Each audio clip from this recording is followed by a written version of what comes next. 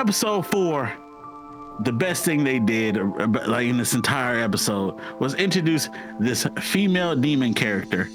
I don't know who she is. I forgot her name too, but she is probably like the latest character I've seen in the show so far. You know, the Dooley Hand's cool and all that, but she was just on another level.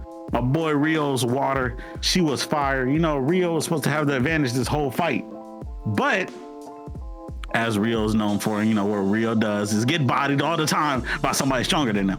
You know what I'm saying? Other than these weak old monsters that he keep getting introduced to. But she was actually giving them hands. You know what I'm saying? And she wasn't just using one type of magic either. She was using some earth magic, some wind. Yeah, she was giving it to fire, him. Wind, all of that. She was just giving them hands, bro. And I was just like, dang. You know, like she came out of nowhere. So I'm like, it made me like ponder a little bit.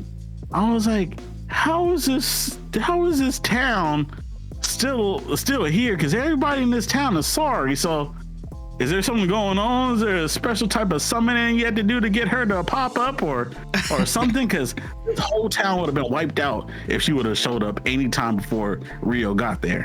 Yeah, because she was basically on sight. She just shot that fireball straight in his face. Exactly. It was just like, I'm about that action. Like, what's up? And you know, she was another person too that was like, hey, why you got on the fairy king's robes and all that? I don't know, but you know, I noticed a trend is that only the women recognize the robe and that zesty dragon. I was like, what? I'm thinking the fairy king just getting around. Hey, it might be the case. I don't know, bro. You over here sprinkling his magic fairy dust right everywhere you go, affecting the women. I don't know. Man, that's the dragon. It might be a thing, bro. It might just be a thing, man. But you know, like when this demon or whatever, I think they called her Akuma. They said her name, but I couldn't remember. I'm not gonna lie. Oh yeah, Akuma. Yeah. I think, you know, this eclipse definitely has something to do with that. Like, you know, with her summoning and all that, you know, she said she had a time limit, so she couldn't give Rio the rest of her hands she wanted to deal out to him. It was like, basically, you got saved by the bell because this eclipse is over. So, near the end of the episode, Rio's roommates are being harassed and bullied, and he swoops in and saves the day by handing out back shots with some questionably shaped ice. And at this point, I'm convinced that Rio is not a hero. He's just one crime away from being the villain. It's going to be a plot twist, watch. It was questionable. He didn't.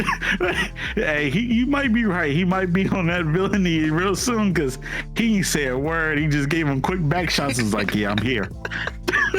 Watch, when he got hit by that truck, he was probably walking away from a crime. Man, or something. Hey, you don't know what happened, but Rio is getting kind of questionable as these episodes keep going on, man. Like when Rio handled everybody like that quickly, he just gave him a quick little pumps and everybody's down. Oh, no.